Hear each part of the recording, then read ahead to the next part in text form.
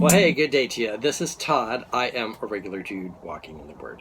Hey, we are going through the book of Numbers right now, and we're talking about, in chapter 11, we've spent several days in here, more than several, but quite a few days in here because I wanted to break down different things that have happened here in chapter 11.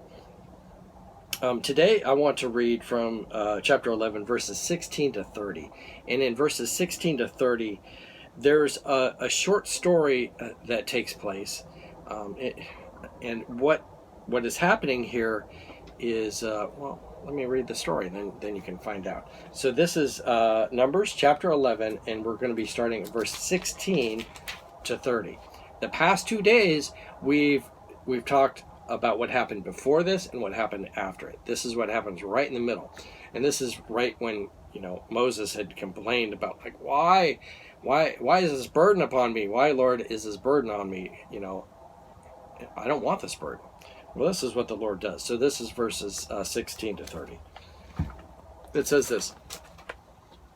Then the Lord said to Moses, gather before me 70 men who are recognized as elders and leaders of Israel. Bring them to the tabernacle to stand there with you. I will come down and talk to them.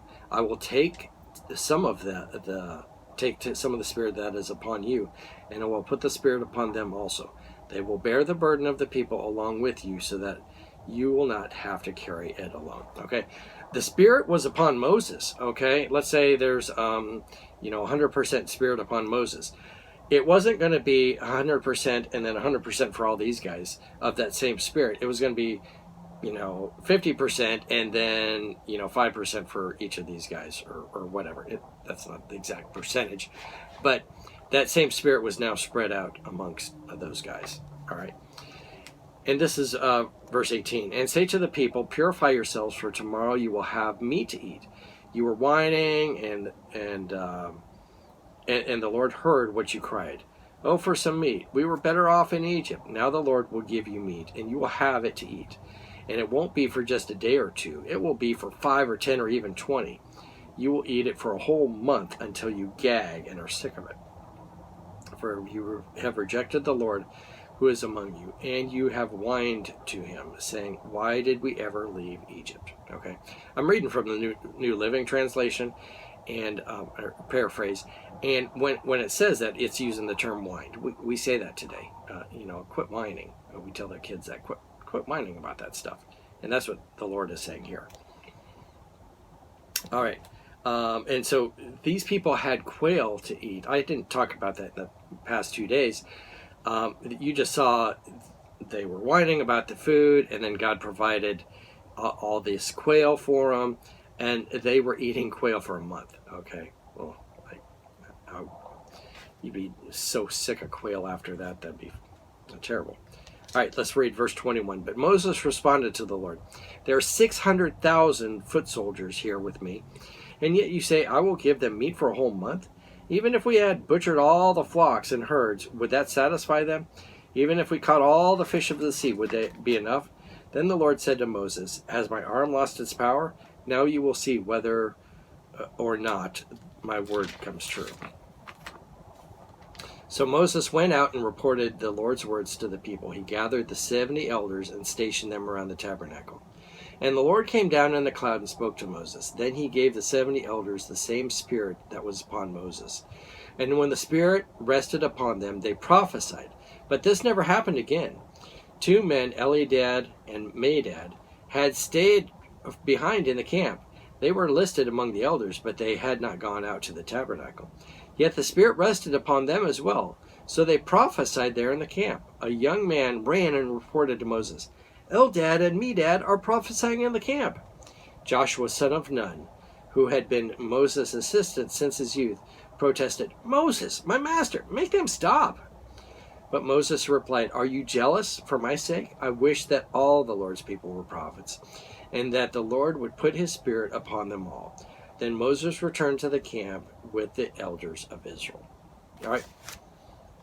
The point I want to bring out from this whole thing is, it says, the title today is this: I wish that God would put his spirit on all people. Joshua had come and he had told Moses, he said, hey, make them stop.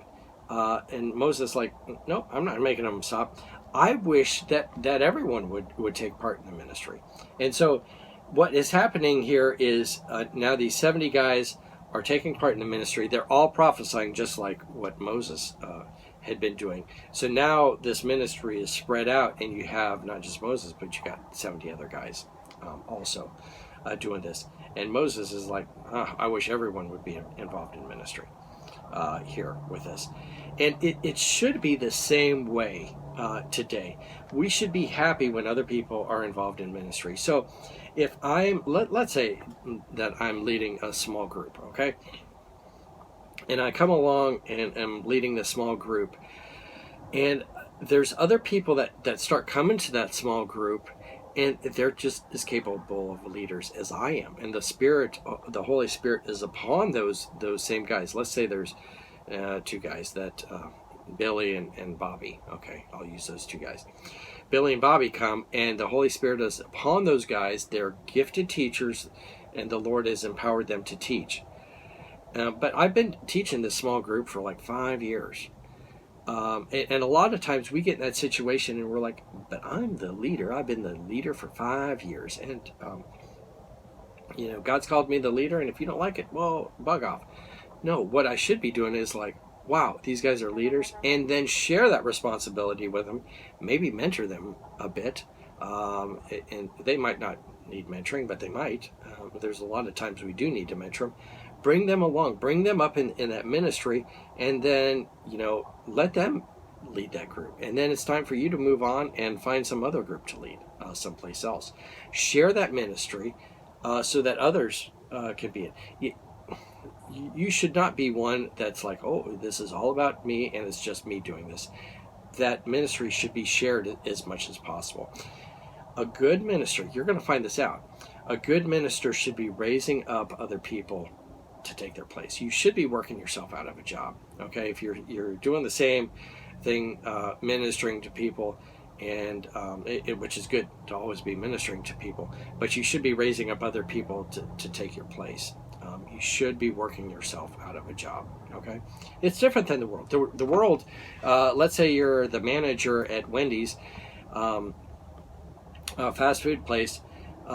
You become manager and you want to stay in that manager position. You don't want anyone to mess around and take the manager position away from you. That's the way the world thinks, okay?